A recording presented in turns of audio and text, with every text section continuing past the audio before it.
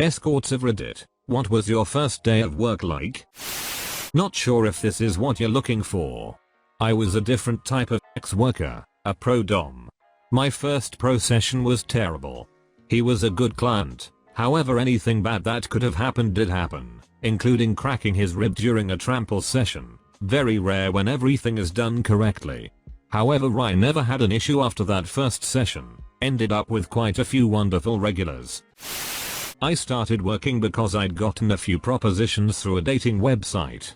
I was studying med at the time and I was short on money. So one time, this guy made me what seemed like a lucrative offer and I agreed. I didn't know how any of it worked, so I told a friend I was going out and to call or text me in an hour's time. We initially met in a park at night, sat in his very nice car, had a bit of a flirty chat, then made an appointment. He said he was 58 years old, but I think he was about 15-20 years older than that. A week or two later, I drove over to his apartment. I was petrified, but I needed the money so I rang the doorbell. It was a lovely apartment, and he paid up front. He was nice enough. He asked me to do some things that I didn't want to do, so I said, maybe not this time. Kept an eye on the time, via the helpful clock radio next to the bed, and thankfully he finished on time. Had a shower, bit of a chat afterwards, and then he kissed me goodbye on the cheek. I think the fact that I said no to rimming annoyed him a little, but he texted later and asked if I would like to do a threesome with another working girl. Things proceeded from there. I drank a heap of wine before I went to the agency. This was about 2.5 years ago when the industry was booming. I did booking after booking and went home with a massive wad of cash. I didn't think about it too much. I just loved the rush of being booked and making so much money. The industry is dead over here now and I have no idea why. Industry's dead here, too. A lot of my friends are escorts. I dance in a fully nude club and do sex shows, and I know a lot of it is the plummeting price of sex. We have a huge human trafficking and pimping problem, and tricks are always looking for the best deal. Can't compete, unfortunately. Most girls have packed up and left. I still dance occasionally, but I work in an office now.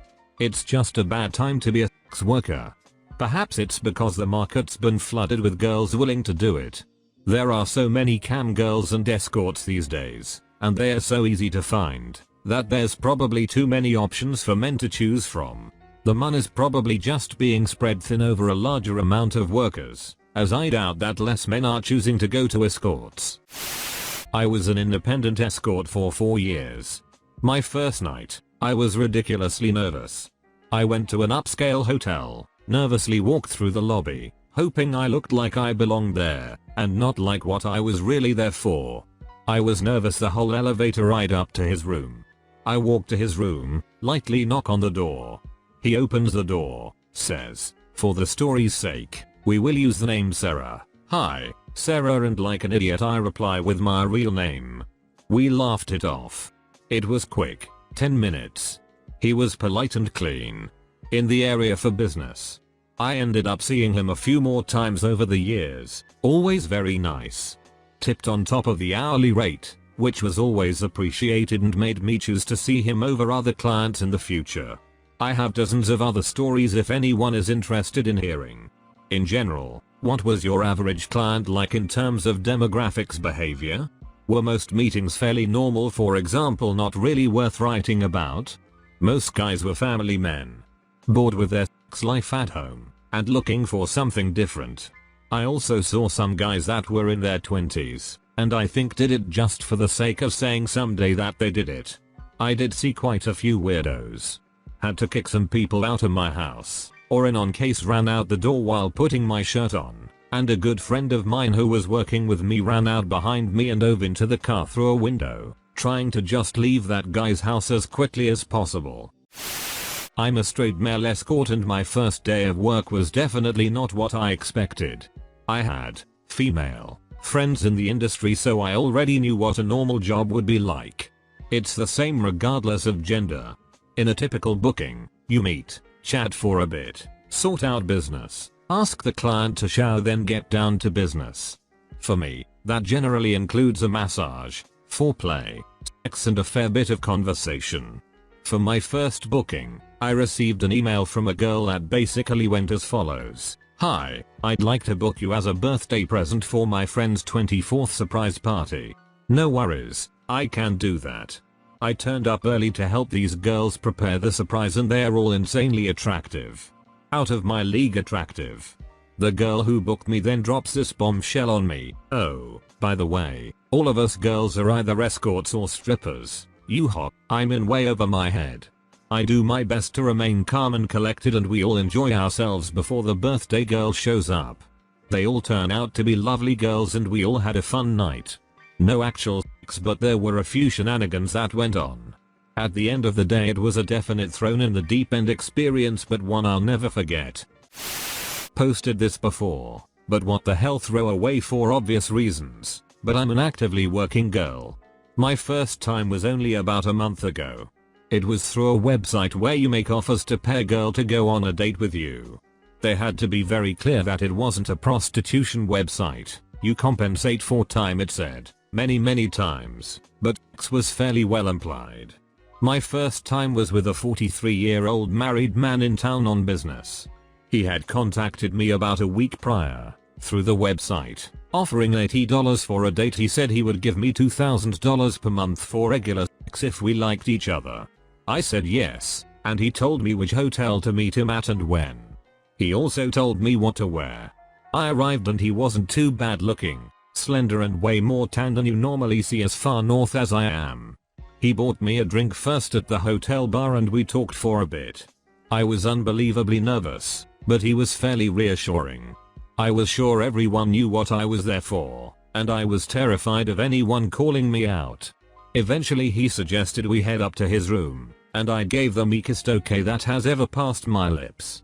We went up and sat on the bed and chatted a bit more before he kissed me. After a couple seconds he pulled back and said, I like the way you do that.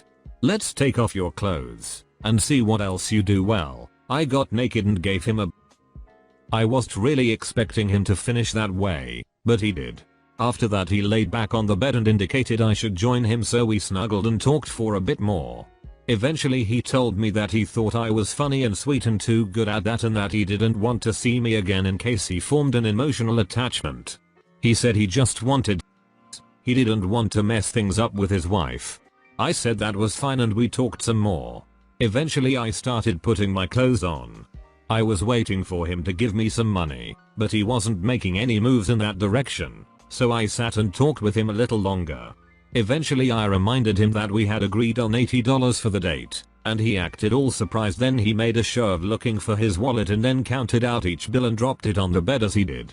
I took it and left, not accepting his offer to call me a cab. I felt pretty gross.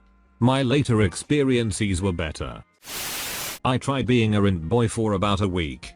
The first time was when someone messaged me on Manhunt, offering to suck my dick for $200. Which sounded okay, and is actually not too uncommon in the gay community.